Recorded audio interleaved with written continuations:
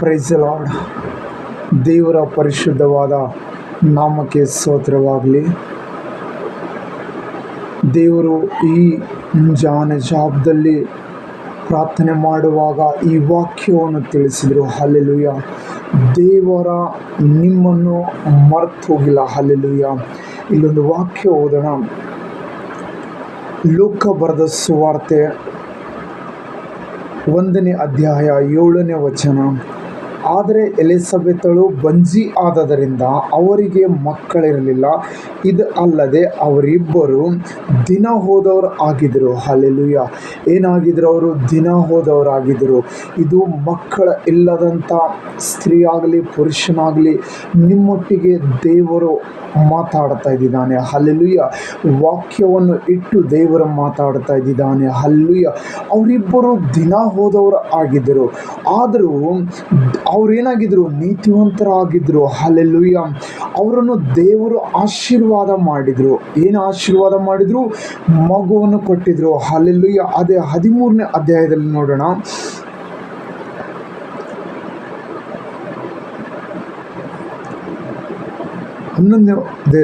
ಪ್ರಾರ್ಥಿಸಲಾಗೆ ಕರ್ತನ ದೂತನು ಪಾದಪೀಠದ ಧೂಪಪೀಠದ ಬಲಗಡೆಯಲ್ಲಿ ನಿಂತುಕೊಂಡವನಾಗಿ ಅವನಿಗೆ ಕಾಣಿಸಿಕೊಂಡನು.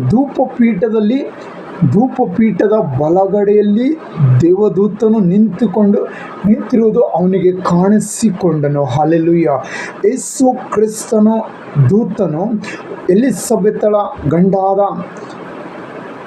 ಜಕ್ರಿಗೆ ಕಾಣಿಸಿಕೊಂಡಿದನು. ಹಲ್ಲೆಲೂಯ. ನಿಮ್ಮನ್ನು ಸಹ ಒಂದು ದೂತನು ಕಾಣಿಸಿಕೊಳ್ಳುತ್ತಾನೆ. ನಿಮ್ಮನ್ನು ಸಹ ದೇವರ ಆಶೀರ್ವಾದ ಮಾಡುತ್ತಾನೆ. ಮಕ್ಕಳ ಇಲ್ಲವೆಂದು ಭಯಪಡಬೇಡ. ನಿಂತುಕೊಂಡವನಾಗಿ ಅವನಿಗೆ ಕಾಣಿಸಿಕೊಂಡನು. ಜಕ್ರಿಯನು ಅವನನ್ನು ನೋಡಿ ಅವನನ್ನು ಕಂಡು ತತ್ತಾರಗೊಂಡು ಭಯ ಹಿಡಿದವನಾಗಿ, ಆದರೆ ಆ ದೂತನು ಅವನಿಗೆ, ಜಕ್ರಿಯನೇ ಭಯಪಡಬೇಡ, ನಿನ್ನ ಜ್ಞಾಪನೆ ದೇವರಿಗೆ ಮುಟ್ಟಿತು. ನಿನ್ನ ಹೆಂಡತಿಯಾದ ಎಲಿಸಬೆತಳು ನಿನಗೆ ಒಬ್ಬ ಮಗನು ಹೆರುವಳು. ಹಲ್ಲೆಲೂಯ. ನಿನ್ನ ಹೆಂಡತಿಯಾದ ಎಲಿಸಬೆತಳು ಒಬ್ಬ ಮಗುವನ್ನು ಹೆರುವಳು ಎಂಬುದಾಗಿ ಆ ದೂತನು ಹೇಳುತ್ತಾ ಇದ್ದಾನೆ. ಹಲ್ಲೆಲೂಯ. ಜಕ್ರಿಯನೇ ಭಯಪಡಬೇಡ, ನಿನ್ನ ಜ್ಞಾಪನೆ ದೇವರಿಗೆ ಮುಟ್ಟಿತ್ತು. ಹಲ್ಲೆಲೂಯ.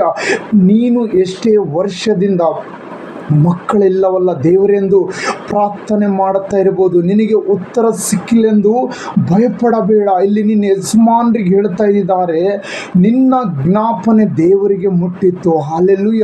ನೀವು ಮಾಡಿರುವ ಪ್ರಾರ್ಥನೆ ದೇವರಿಗೆ ಮುಟ್ಟಿದೆ. ಹಲ್ಲೆಲೂಯ. ಯೇಸು ಕ್ರಿಸ್ತನ ನಾಮಕ್ಕೆ ಸ್ತೋತ್ರವಾಗಲಿ. ನಿಮ್ಮ ಪ್ರಾರ್ಥನೆ ದೇವರು ಕೇಳಿದಾನೆ. ದೇವರು ನಿಮಗೆ ಮಗು ಕೊಡುತ್ತಾನೆ. ದೇವರಿಗೆ ಆ ಮಗು ಸುಂದರವಾದ ಮಗು ಕೊಡುತ್ತಾನೆ. ಆ ಮಗು ಹುಟ್ಟಿದ್ರಿಂದ ಅನೇಕರಿಗೆ ಸಂತೋಷ ಉಂಟಾಗುತ್ತದೆ. ನಿನಗೆ ಸಮಾಧಾನ ಉಂಟಾಗುತ್ತದೆ. ನಿಮ್ಮ ಕುಟುಂಬದಲ್ಲಿ ಸಮಾಧಾನ ಬರುತ್ತದೆ. ನಿಮ್ಮ ನೆರೆಹೊರೆಯಲ್ಲಿ ಸಮಾಧಾನ ಬರುತ್ತದೆ. ಇಲ್ಲಿ ಮುಂದೆ ವಾಕ್ಯ ಓದುವುದಾದರೆ ದೇವರ ವಾಕ್ಯ ಹೇಳುತ್ತದೆ, ಆತನು ಹುಟ್ಟುವುದರಿಂದ ಅನೇಕರಿಗೆ ಸಮಾಧಾನವಾಗುವುದು. ಹಲ್ಲೆಲೂಯ. ನಿನ್ನ ಪ್ರಾರ್ಥನೆ ಕೇಳಿಲ್ಲ ಎಂದು ನೀನು ಭಯಪಡಬೇಡ. ದೇವರಿಗೆ ನಿನ್ನ ಜ್ಞಾಪನ ಮುಟ್ಟಿದೆ.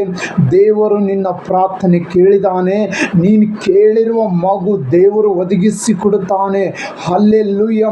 ಜಕ್ರಿಯನು ಅವನ ಹೆಂಡತಿಯಾದ ಎಲಿಸಬೆತಳಿಗೆ ಇಲ್ಲಿ ವಾಕ್ಯ ಹೇಳುತ್ತದೇನು ಗೊತ್ತಾ? ಅವರು ದಿನ ತುಂಬಿದವರಾಗಿದ್ದರು ಎಂಬುದಾಗಿ ಹೇಳುತ್ತಾ, ಅಂದರೆ ಅವರು ಮುಪ್ಪಾಗಿದ್ದರು. ಅವರಿಗೆ ಲೋಕದ ಪದ್ಧತಿ ಪ್ರಕಾರ ಇನ್ನು ಮೇಲೆ ಅವರಿಗೆ ಮಕ್ಕಳಾಗುವುದಿಲ್ಲ. ಹಲ್ಲೆಲೂಯ. ಆದರೆ ಇಲ್ಲಿ ದೇವರ ವಾಕ್ಯ ಹೇಳುತ್ತದೆ, ದೇವರಿಗೆ ಅಸಾಧ್ಯವಾದ ಕಾರ್ಯಗಳನ್ನು ಒಂದು ಇಲ್ಲ. ದೇವರಿಗೆ ಅಸಾಧ್ಯವಾದ ಕಾರ್ಯವು ಒಂದು ಇಲ್ಲ. ನೀವು ಭಯಪಡಬೇಡಿರಿ. ನೀವು ಪ್ರಾರ್ಥನೆ ಮಾಡಿ ಒಂದು ವೇಳೆ ಮುಪ್ಪಾಗಿರ್ಬೋದು, ಭಯಪಡಬೇಡಿರಿ.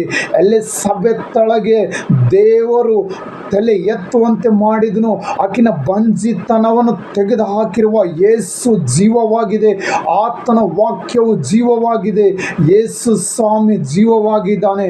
ನೀನು ಪ್ರಾರ್ಥನೆ ಮುಪ್ಪಿನಲ್ಲಿ ಮಾಡಬಹುದು, ಯೌವನಸ್ಥಳು ಮಾಡಬಹುದು, ಆದರೆ ನಿನ್ನ ಪ್ರಾರ್ಥನೆಯನ್ನು ಕೇಳಿ ನಿನಗೆ ದೇವರೊಂದು ಮಗುವನ್ನು ಒದಗಿಸಿ ಕೊಡುತ್ತಾನೆ. ಹಲ್ಲೆಲೂಯ.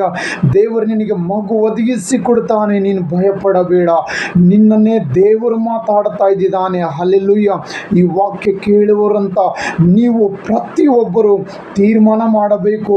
ಎಲಿಸಬೆತಳನ್ನು ಮುಪ್ಪಿನಲ್ಲಿ ಮಗು ಕೊಟ್ಟಿರುವ ಯೇಸು ಜೀವವಾಗಿದ್ದಾನೆ ಎಂದು ನೀನು ಹಿಂತಿರುಗುವಾಗ ದೇವರು ನಿನಗೆ ಕಡೆಗೆ ಹಿಂತಿರುಗಿ ಆತನು ನಿನಗೆ ಮಗು ಕೊಡುತ್ತಾನೆ.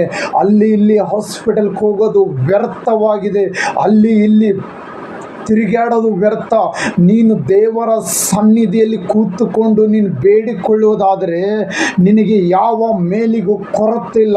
ನಿನಗೆ ಉನ್ನತವಾದ ಸ್ಥಾನ ದೇವರು ಕೊಡುತ್ತಾನೆ. ಹಲ್ಲೆಲೂಯ. ಎಲಿಸಬೆತಳಿಗೆ ವಾಕ್ಯದಲ್ಲಿ ಯಾವ ರೀತಿ ಬೈಬಲಲ್ಲಿ ಬರೆಯಲ್ಪಟ್ಟಿದೆ ಅದೇ ರೀತಿ ನೀನು ಅನೇಕರಿಗೆ ಧನ್ಯಳಾಗಿರ್ತೀಯ. ಹಲ್ಲೆಲೂಯ. ದೇವರು ನಿನ್ನ ನಾಮ ಉನ್ನತವಾಗಿ ಮಾಡುತ್ತಾನೆ. ಹಲ್ಲೆಲೂಯ. ನೀನು ಇಷ್ಟು ವರ್ಷವಾಯಿತು ನನಗೆ ಮಕ್ಕಳಿಲ್ಲ ಅಂತ ಹೆದರ್ತಾ ಇದೆಯಾ? ನೀನು ಭಯಪಡಬೇಡ. ನಿನ್ನ ನೆರೆಯವರು ನಿನ್ನನ್ನು ಅವಮಾನ ಪಡಿಸ್ತಾ ಇದ್ದೀರಾ, ನೀನು ಭಯಪಡಬೇಡ. ನಿನಗೆ ದೇವರು ಮಗು ಕೊಡುತ್ತಾರೆ. ನಿನಗೆ ದೇವರು ಮಗು ಕೊಡುತ್ತಾರೆ. ಎಲಿಸಬೆತಳಿಗೆ ಮುಪ್ಪಿನಲ್ಲಿ ದೇವರು ಮಗು ಕೊಡುವುದಕ್ಕಾಗಿ ಸರ್ವಶಕ್ತನಾಗಿದ್ದಾರೆ. ನಿನ್ನನ್ನು ಸಹ ಮಗು ಕೊಡುತ್ತಾರೆ. ಹಲ್ಲೆಲೂಯ. ಈ ವಾಕ್ಯ ನಿನಗಾಗಿದೆ. ಈ ವಾಕ್ಯ ನಿನಗಾಗಿದೆ. ಈ ವಾಕ್ಯವನ್ನು ಇಟ್ಟು ನೀನು ಪ್ರಾರ್ಥನೆ ಮಾಡು. ಹಲ್ಲೆಲೂಯ. ಅನೇಕ ಜನರ ಮುಂದೆ ನೀನು ಹೋಗಿ ಹೇಳಿಕೊಳ್ಳೋದಕ್ಕಿಂತಲೂ ಯೇಸು ಕ್ರಿಸ್ತನ ಮುಂದೆ ಹೇಳಿಕೊ.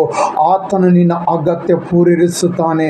ನಿನಗೆ ಮಗುವನ್ನು ದೇವರು ಒದಗಿಸುತ್ತಾರೆ. ನಿನ್ನ ಮಗು ಅದು ಹುಟ್ಟೋದ್ರಲ್ಲಿ ಅದು ಆಶೀರ್ವಾದ ಹೊಂದಿದ ಮಗುವಾಗಿರುತ್ತದೆ. ಯಾಕಂದರೆ ಇಲ್ಲಿ ಯೋಹಾನ ಹುಟ್ಟೋದಕ್ಕಿಂತ ಮುಂಚಿತವಾಗಿ ದೂತನು ನುಡಿತಾ ಇದ್ದಾನೆ. ಆ ಮಗು ಹುಟ್ಟುವುದರಿಂದ ನಿನಗೂ ಸಂತೋಷವಾಗುತ್ತದೆ, ಅನೇಕರಿಗೆ ಸಂತೋಷವಾಗುತ್ತದೆ. ಇಷ್ಟು ದಿವಸ ಮಗು ಆಗಿಲ್ಲ ಅಂತೇಳಿ ಭಯಪಡಬೇಡ. ನಿನ್ನ ಹೊಟ್ಟೆಯಲ್ಲಿ ಒಂದು ಹುಟ್ಟುವ ಮಗು ಅದು ಆಶೀರ್ವಾದದ ಮಗು ಆಗಿರುತ್ತದೆ. ನಿನ್ನ ಸುತ್ತಮುತ್ತ ಇರುವ ಅಕ್ಕಪಕ್ಕ ಇರುವ ಮಗುದಕ್ಕಿಂತಲೂ ಈ ಮಗು ಶ್ರೇಷ್ಠವಾಗಿರುತ್ತದೆ. ಯಾಕಂದರೆ ದೇವರ ಕೊಡುವುದು ಎಲ್ಲವೂ ಶ್ರೇಷ್ಠವಾಗಿರುತ್ತದೆ, ಉನ್ನತವಾಗಿರುತ್ತದೆ. ಎಲ್ಲವೂ ಆತನು ಕೊಟ್ಟಿರುವುದನ್ನು ಅದು ಅತಿ ಸುಂದರವಾಗಿರುತ್ತದೆ. ಹಲ್ಲೆಲೂಯ. Praise the lord. ದೇವರ ನಾಮಕ್ಕೆ ಸ್ತೋತ್ರವಾಗಲಿ. ಈ ವಾಕ್ಯ ನಿನ್ನೊಂದಿಗೆ ಮಾತಾಡ್ತಾ ಇದೆ. ಹಲ್ಲೆಲೂಯ. ಲೂಕ ಬರೆದ ಸುವಾರ್ತೆಯಲ್ಲಿ ನೀನು 1ನೇ ಅಧ್ಯಾಯ ವಾಕ್ಯ ಓದು. ಅಲ್ಲಿ ಎಲಿಸಬೆತಳ ಕುರಿತ ಇದೆ. ಆ ಎಲಿಸಬೆಳ ಕುರಿತ ಓದಿ ಜಕ್ರಿಯ ಎಲಿಸಬೆತಳ ಕುರಿತು ಅಲ್ಲಿ ವಾಕ್ಯ ಹೇಳುತ್ತದೆ. ಆ ವಾಕ್ಯವನ್ನು ಓದಿ ನೀನು ಪ್ರಾರ್ಥನೆ ಮಾಡೋದಾದರೆ ದೇವರು ಖಂಡಿತವಾಗಿ ಈ ತಿಂಗಳು ನಿನ್ನನ್ನು ಮಗುವನ್ನು ಒದಗಿಸಿಕೊಡುತ್ತಾರೆ. ಹಲ್ಲೆಲೂಯ. ನೀನು ತೀರ್ಮಾನ ಮಾಡಬೇಕು. ಒಂದು ತೀರ್ಮಾನಕ್ಕೆ ಬರಬೇಕು. ನನಗೆ ದೇವರು ಮಗು ಕೊಡುತ್ತಾರೆ. ಜಕ್ರಿಯಗೆ ಎಲಿಸಬೆತಳಿಗೆ ಮುಪ್ಪಿನಲ್ಲೇ ಮಗು ಕೊಟ್ಟಿದ್ದಾರಂದರೆ ನನ್ನನ್ನು ಸಹ ಮಗು ಕೊಡುತ್ತಾರೆಂದು ನೀನು ಪ್ರಾರ್ಥಿಸುವಾಗ ದೇವರ ನಿನ್ನ ಜ್ಞಾಪನೆ ಕೇಳಿದಾನೆ. ನಿನ್ನ ಕಣ್ಣೀರುಗಳನ್ನು ಒರೆಸುತ್ತಾನೆ. ನೀನು ಅನೇಕರಿಗೆ ಸಾಕ್ಷಿಯಾಗಿ ನಿಲ್ಲುವಂತೆ ದೇವರು ನಿನ್ನ ಮೇಲೆ ಕೃಪೆ ತೋರಿಸಲೆಂದು ಯೇಸುವಿನ ನಾಮದಲ್ಲಿ ಬೇಡಿಕೊಳ್ಳುತ್ತೇನೆ ಸ್ವಾಮಿ. ಆಮೇನ್.